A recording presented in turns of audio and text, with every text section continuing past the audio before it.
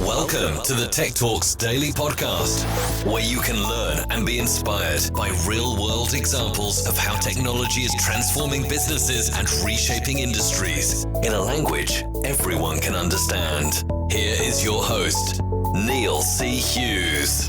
Welcome back to the Tech Talks Daily Podcast. Now, I keep reading how this is a mobile-first digital world.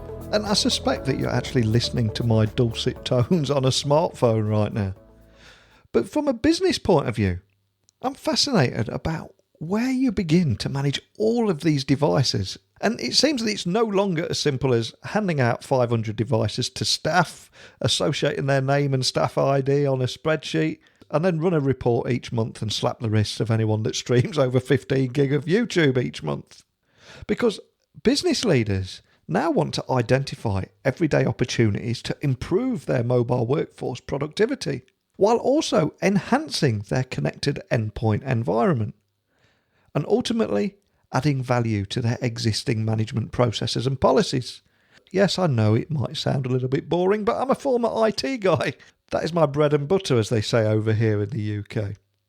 But today's guest has been on that journey too, every step of the way. And he's officially now friend of the podcast because he's making his third appearance on here today. And regular listeners that have been around for the long haul will remember that on episode 295, he talked about enterprise mobility space.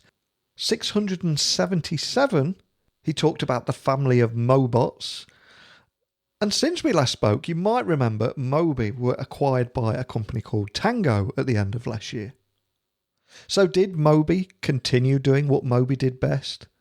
And how is Tangoe evolving 12 months since that merger and acquisition? Well, come and join me and Josh Garrett in Illinois, where we're going to cover all this and much more. So a massive warm welcome back to the show, Josh. But for anyone that's missed our previous chats, could you just remind the listeners a little about who you are and what you do? Well, I appreciate being invited back to Tech Talks Daily. So thank you. I've really enjoyed the conversation here. So I was a co-founder, president, and COO of a company called Mobi that was primarily in the managed mobility services. We were acquired by Tangoe back in 2018, late 2018, and now I am the chief strategy officer for the entire company. So I'm in charge of any sort of M&A activities we may want to go through, as well as strategic relationships and partnerships that we're doing with some of the largest companies in the globe. And for people just tuning in and hearing about you guys for the first time, I suspect some will know Tangoe as the company that recently acquired Mobi to become the global managed mobility services leader, and others might be familiar with one or neither of those companies. So just to set the scene and get everyone on the same page, can you tell the listeners a little bit more about Tangoe and what makes you unique from all the other solutions out there? Yeah, sure. So we are the global leader in both fixed, mobile, and cloud expense management. And what that really means is that we manage not only the expenses associated with fixed, mobile, and cloud. And fixed is, think about fixed, it's everything that exists within a physical office infrastructure. So it could be as big as an SD-WAN, or it could be as small as an individual phone line going to a single branch. Mobile is obviously anything that is really mostly attached to an employee. So it could be a phone, could be a tablet, could be a sensor of some sort, or a wearable, and cloud then is the management of cloud services that many enterprises are moving towards. So whether it's Azure or Amazon, things like that. So we're managing the expenses, the assets, and the programs for those large companies. If you think about what makes us unique, we are in our space at least 4, if not 5 times larger than our next largest competitor.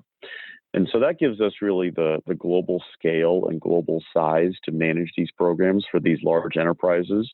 It's been an interesting transition for us coming from Mobi, where we were, mostly North American focused and had finite resources to come to a company the size of Tangoe in terms of the amount now that we're able to invest in the platform, the capabilities we're able to do globally instead of regionally. And so if you think about what makes us really unique, It's really that global scale and size that we have.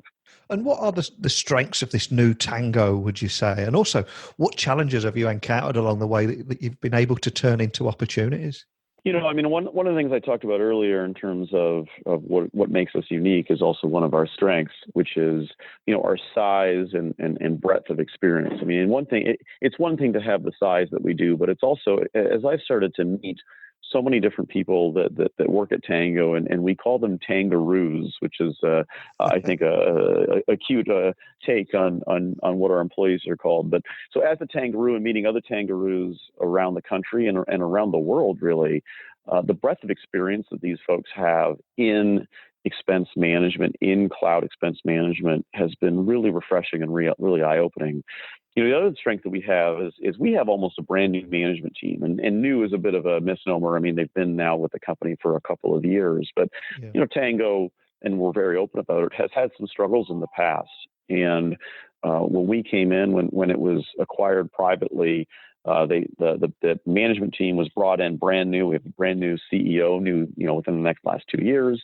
And everyone is new. And so they all have a fresh perspective. They all have kind of a can-do attitude. And so, that's been something that I think is really a huge strength that really sort of trickles down throughout the organization.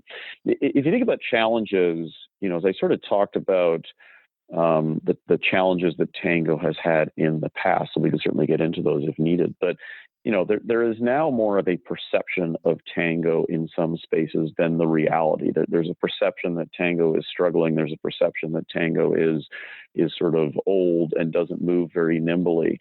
And so, that's been something that it just takes a little bit longer for people to kind of experience the new Tangoe, what we call the Tangoe turnaround, and understand that, we do actually have cutting edge technology. We do have very good people. We do have new management that looks at things differently. And so that's something that is not insurmountable. We've been able to overcome it, but it certainly is a challenge.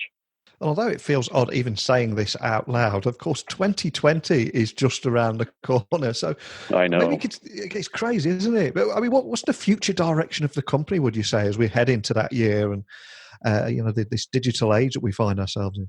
Yeah, so 2020 is so close. It is hard to believe. But if we think about our three current lines of business, we've got fixed, mobile, and cloud, and we call fixed TEM. So, our three sort of near-term future initiatives. One is to dominate fixed telecom, and we really kind of do that today. So it's really continue to dominate that.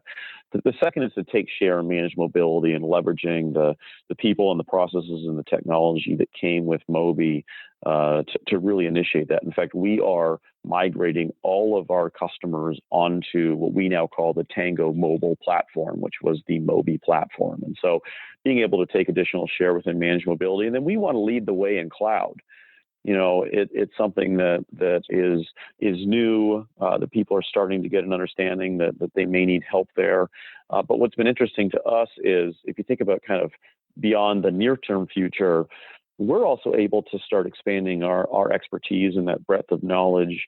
What we would say is left of TEM and right of cloud. And what I mean by that is if you think about fixed, mobile, and cloud on kind of a scale there, if you go left of fixed, you can start talking about things like managing data centers. Or if you go right of cloud, you can start thinking about managing things like software as a service.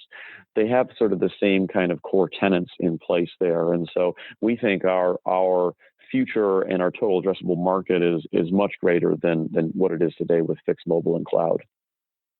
And we are living in this mobile-first digital world where we all work from the cloud, like you just said. But for business leaders listening, maybe you could tell me a little bit more about why you feel it's so important for companies to be managing their fixed and mobile devices along with their cloud usage too. Yeah, I mean, fixed is something I think that customers have realized for a long time is something that's necessary. I mean, I even thinking back to the days when we had a small business, looking at our own fixed invoices that were very simplistic, one or two locations, one or two T1s, they were presented in a way almost to be unreadable. And there's really not much incentive for vendors to make them more readable because oftentimes there are errors, even though they are innocent errors that can benefit the company. or benefit the vendor. And so, being able to just consume those and understand what you have on a global scale is such a huge asset. If you think about mobile is really just kind of growing very quickly, and it's growing in ways I think that CIOs are starting to understand are not necessarily the traditional, I'm going to give a salesperson a phone or I'm going to give them a tablet. It's the rolling out of devices. I mean, we are seeing IoT initiatives for mid-sized companies that are in the tens, if not hundreds of thousands of devices. So being able to manage those, not only from an asset and a spend standpoint, but now so much more of the focus is on from a security standpoint. You don't want to roll out 100,000 sensors into your ecosystem and then have to figure out how to do a firmware upgrade and not know where those all are. So, being able to centralize those, and what we say is being able to centralize, comprehend, and control them is very critical at this point. Cloud is something that's very interesting, and people are starting to realize, leaders are starting to realize this is important to them, because what happens is things are rolled out into the cloud with not much documentation, not much understanding of what that means. And as CIOs start looking at budgets, and oftentimes that cloud spend rolls up into their budget, they're looking at hugely increasing cloud spend, but they don't know or don't have the confidence of what to turn off.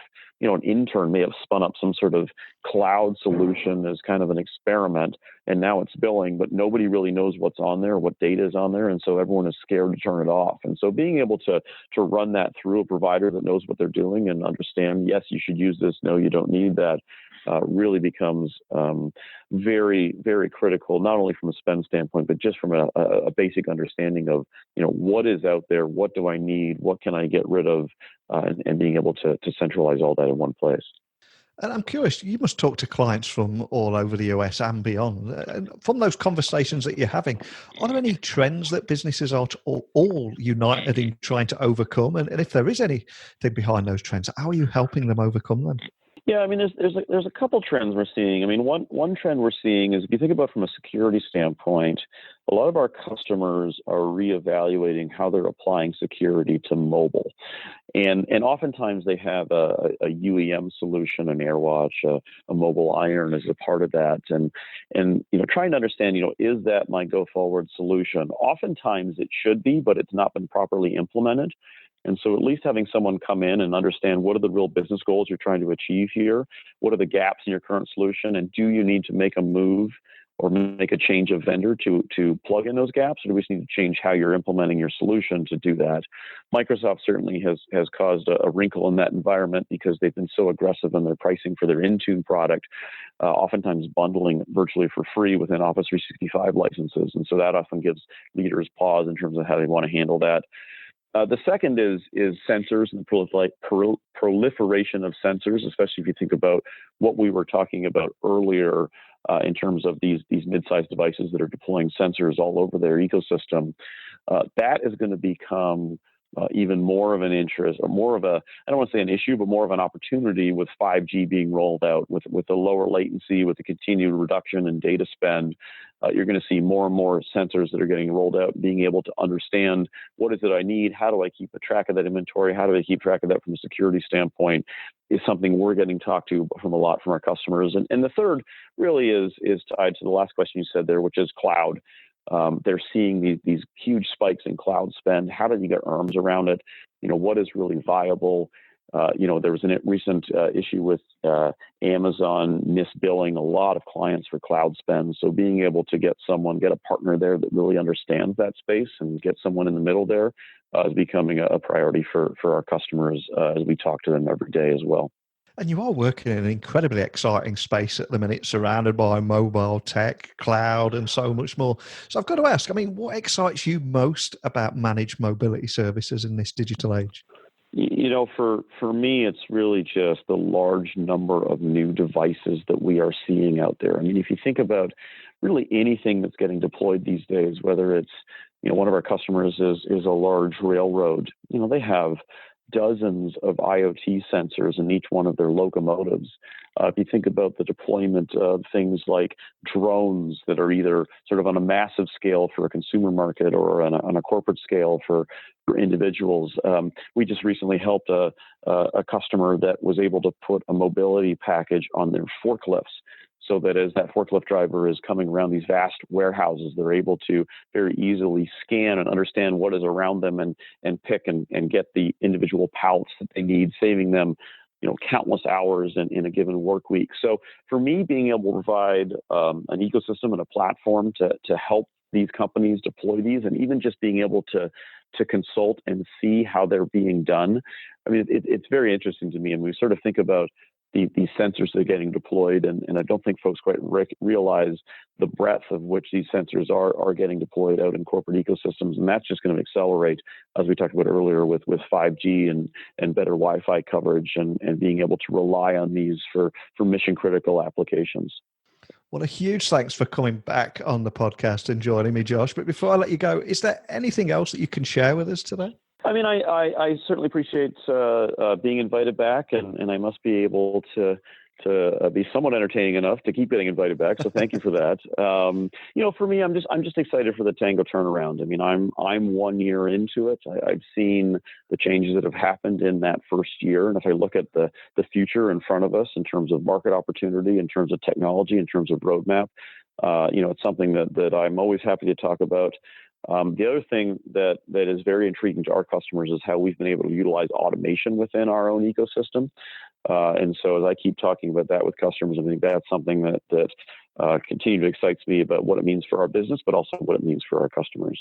So if anybody listening wants to find out more information about the work that you're doing, or even maybe just pop on and see what the Tangaroos look like, can I ask that you remind them of your website details and the best way of contacting your team if they wanted to carry on this conversation?